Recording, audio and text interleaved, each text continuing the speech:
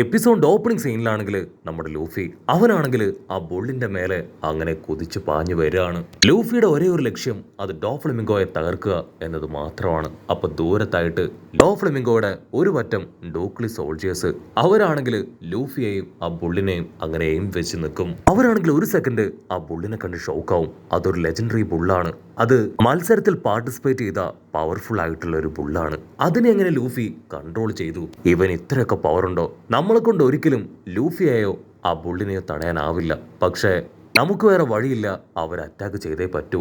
എന്തായാലും ബുള്ളിനെ കഴിഞ്ഞും പവർ ലൂഫിക്ക് തന്നെയാണ്. സോ നമുക്ക് എങ്ങനെയെങ്കിലും അറ്റാക്ക് ചെയ്ത് ആദ്യം ആ ബുള്ളിനെ തകർക്കാം. അങ്ങനെ തകർക്കാൻ കഴിയുകയാണെങ്കിൽ കുറെ നേരത്തേക്കെങ്കിലും ആ ലൂഫിയുടെ ശല്യം അത് നമുക്ക് ഒഴിവാക്കാനും അവനെ പിടിച്ചു നിർത്താനും കഴിയുമെന്ന് പറഞ്ഞ് അവരെല്ലാവരും ഇപ്പൊ ബുള്ളിനെ തന്നെ അച്ചറം പൊച്ചറം വെടിവെക്കും. അതിന് ലൂഫി ആണെങ്കിൽ നിലവിളിച്ച് പറയും, നോ, നിങ്ങൾ അറ്റാക്ക് ചെയ്തിട്ട് യാതൊരു കാര്യവുമില്ല.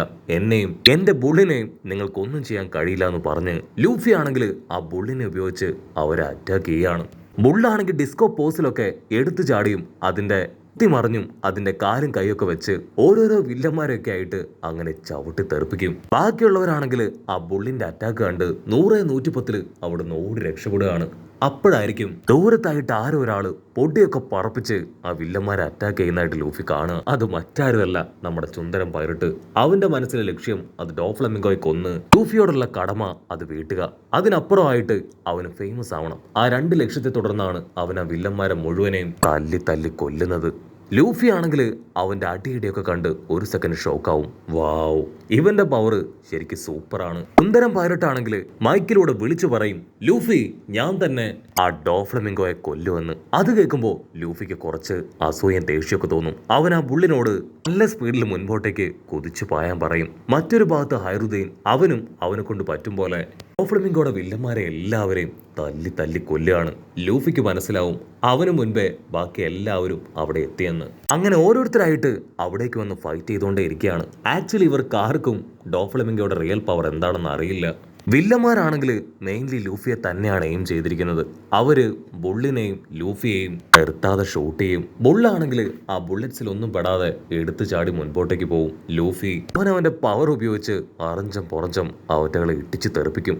അപ്പോഴായിരിക്കും സി ബ്ലോക്കിൽ മത്സരിച്ച ആ 2 ബ്രദേഴ്സ് അവരിപ്പോ കമ്പൈനായി വന്ന് ആ വില്ലന്മാരെ നല്ല ഫോഴ്സിൽ ഞെട്ടിക്കുകയാണ്. ലൂഫിക്കാണെങ്കിൽ അതാരാണെന്ന് മനസ്സിലാവില്ല. അവനുടനെ അവനെ തന്നെ ലൂഫിക്ക് ഇൻട്രോഡ്യൂസ് ചെയ്ത് കൊടുക്കും. അപ്പോഴായിരിക്കും ലൂഫിക്ക് അത് ആരാണെന്ന് മനസ്സിലാവുക. ആ ഫങ് ബ്രദേഴ്സ് ആണെങ്കിൽ ലൂഫിയോട് പറയും, നിന്റെ ആവശ്യം ആ ഡോഫ്ലമിംഗോയെ കൊല്ലുക എന്നതല്ലേ? നിന്നോടും എന്റെ ടീമിലെ ഉസോപ്പിനോടും ഞങ്ങൾ കടപ്പെട്ടവരാണ്. സോ നിന്റെ ആഗ്രഹം അത് നിറവേറ്റണമെങ്കിൽ ഈ മല അത് നീ സ്ട്രെയിറ്റ് ആയിട്ട് മുകളിലേക്ക് ഓടിക്കയറിയ അവർക്ക് എല്ലാവർക്കും മുൻപ് നിനക്ക് ഡോഫ്ലമിംഗോയുടെ അടുത്ത് എത്താനും അവനെ കൊല്ലാനും പറ്റുമെന്ന് പറഞ്ഞ് ഫങ് ബ്രദേഴ്സ് ആണെങ്കിൽ മുൻപിൽ ഓടും. അതിന്റെ തൊട്ടു പിന്നാലെ അവരെ ഫോളോ ചെയ്ത് ഇപ്പൊ ലൂഫിയും അങ്ങനെ കുതിക്കുകയാണ്. ട്രഫാൽഗർ ലോയ് ആണെങ്കിൽ ലൂഫിയോട് പറയും, എന്നെ കൊണ്ട് പറ്റില്ല ഇനിയും ഇങ്ങനെ കിടക്കാൻ. നമ്മൾ വന്ന സ്ഥലത്തേക്ക് തന്നെ തിരികെ പോകണം. അവിടെയാണ് എന്റെ ഹാൻഡ് കഫിന്റെ ചാവി ഉള്ളത്. എനിക്ക് എത്രയും വേഗം ആ ചാവി എടുത്ത് ഈ ഹാൻഡ് കഫ് അഴിക്കണം. എന്നിട്ട് ആ ഡോഫ്ലമിംഗോ ആയിട്ട് ഫൈറ്റ് ചെയ്ത് അവനെ തോൽപ്പിക്കണം. പക്ഷെ ലൂഫി ആണെങ്കിൽ അതൊന്നും മൈൻഡ് ചെയ്യാതെ മുൻപോട്ടേക്ക് തന്നെ പോവും. അടുത്ത നിമിഷം അവനാണെങ്കിൽ ഒരു പാസേജ് കാണിച്ചു കൊടുക്കുകയാണ്. ലൂഫി, നീ ഇതുവഴി പോവാണെങ്കിൽ കുറച്ചുകൂടെ സ്പീഡിൽ മുകളിലെത്തും. അത് കേട്ട് ലൂഫി ആണെങ്കിൽ അവിടേക്ക് ബുള്ളിനെ ടേൺ ചെയ്യും. പുറകിലുണ്ടായിരുന്ന 2 പേര് അവരാ ചുമരിൽ ഇടിച്ച് ഇപ്പൊ അടിച്ച് താഴെ വീഴും. ലൂഫി ആണെങ്കിൽ തിരിഞ്ഞു നോക്കും. വീണ് കിടക്കുന്ന 2 പേരും ഇപ്പൊ ലൂഫിയെ നോക്കി തംസപ്പ് കാണിക്കുകയാണ്. തീർച്ചയായിട്ടും നിങ്ങൾ ജയിച്ചു വരണം.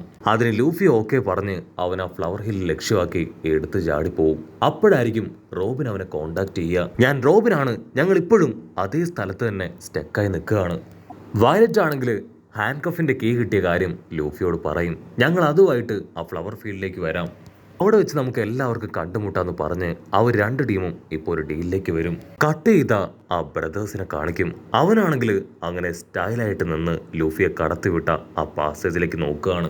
ആക്ച്വലി അതൊരു ഷോർട്ട് കട്ട് ഒന്നും അല്ല. ലൂഫിയെ എങ്ങനെയെങ്കിലും ട്രാപ്പ് ചെയ്ത് കൊല്ലാനാണ് അവൻ അവിടേക്ക് കടത്തിവിട്ടത്. ആ കാര്യം തിരിച്ചറിയാത്ത നമ്മുടെ ലൂഫി അവനാണെങ്കിൽ ഇപ്പോഴും ബുള്ളിന്റെ പുറത്ത് കയറി മുൻപോട്ടേക്ക് പോയിക്കൊണ്ടേയിരിക്കും.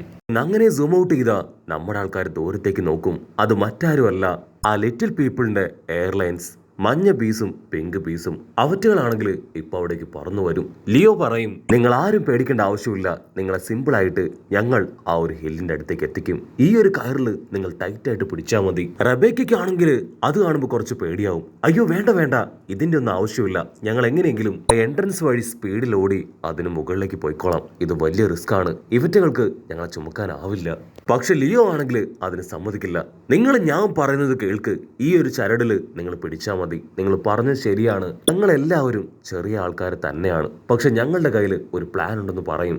അതിന് പച്ചത്തലയൻ ടെൻഷനാവും. നിന്നോട് എത്ര തവണ പറഞ്ഞു നിങ്ങളെ കൊണ്ട് ഞങ്ങളെ ചുമക്കാനാവില്ല എന്ന്. റബേക്ക പറഞ്ഞത് അത് കാര്യം തന്നെയാണ്, ഞങ്ങളുടെ സൈസ് അത് നിങ്ങൾക്ക് താങ്ങാനാവില്ല. ഒരുപക്ഷെ അല്പം മുകളിലേക്ക് നിങ്ങളെ കൊണ്ട് ഞങ്ങളെ ഉയർത്താൻ കഴിയുമായിരിക്കും, പക്ഷെ മുകളിലേക്ക് പോയി ഏതെങ്കിലും സാഹചര്യത്താൽ കൺട്രോൾ പോയി നിങ്ങളുടെ പിടി വിട്ടുപോയ താഴേക്ക് വീണ് ഞങ്ങളുടെ ഗതി അത് അതോ ഗതിയാവും. ലിയോ ആണെങ്കിൽ അതൊന്നും കേൾക്കാതെ ആ ബീസിനോട് ഫ്ലൈ ചെയ്യാൻ പറയും. അവറ്റകളാണെങ്കിൽ ഫ്ലൈ ചെയ്യും, പക്ഷെ നമ്മുടെ ആൾക്കാർ കൺട്രോൾ പോയി താഴേക്ക് പോവാണ്. പച്ചത്തലയനാണെങ്കിൽ വിളിച്ചു പറയും, നിങ്ങളോട് ഞാൻ 100 തവണ പറഞ്ഞതല്ലേ നിങ്ങളെ കൊണ്ട് ഞങ്ങളെ താങ്ങാൻ കഴിയില്ല എന്ന്. ഞാൻ പറഞ്ഞതുപോലെ തന്നെ ഞങ്ങൾ എല്ലാവരും താഴെ വീണ് മരിക്കാൻ പോവുകയാണെന്ന് പറഞ്ഞ് അവരിപ്പോ താഴേക്ക് പോവും. ഉസോപ്പ് ആണെങ്കിൽ കണ്ണൊക്കെ ഇറുക്കി അടച്ച് കാറ്റ് പോയെന്ന് കരുതി പ്രാർത്ഥിക്കാനായിട്ട് തുടങ്ങും. അടുത്ത നിമിഷം അവരുടെ താഴേക്ക് പോകല് അത് സ്റ്റോപ്പായി ഇപ്പൊ പതിയെ മുകളിലേക്ക് ഉയരാനായിട്ട് തുടങ്ങും. ആക്ച്വലി ആ ബീസിന് അവരുടെ വെയിറ്റ് കൺട്രോൾ ചെയ്യണം, അതിനുവേണ്ടിയാണ് താഴേക്ക് പോയി പിന്നീട് വെയിറ്റ് ബാലൻസ് ചെയ്തതിന് ശേഷം ഇപ്പൊ പതിയെ മുകളിലേക്ക് ഉയരുന്നത്. അവരെങ്ങനെ പതിയെ പതിയെ നമ്മുടെ ആൾക്കാരെ മുകളിലേക്ക് ഉയർത്തിയെടുക്കും. പച്ചത്തലയനാണെങ്കിൽ അപ്പോഴും അവന്റെ പേടി മാറിയിട്ടില്ല. അവൻ വീണ്ടും വീണ്ടും നിലവിളിക്കുകയാണ്.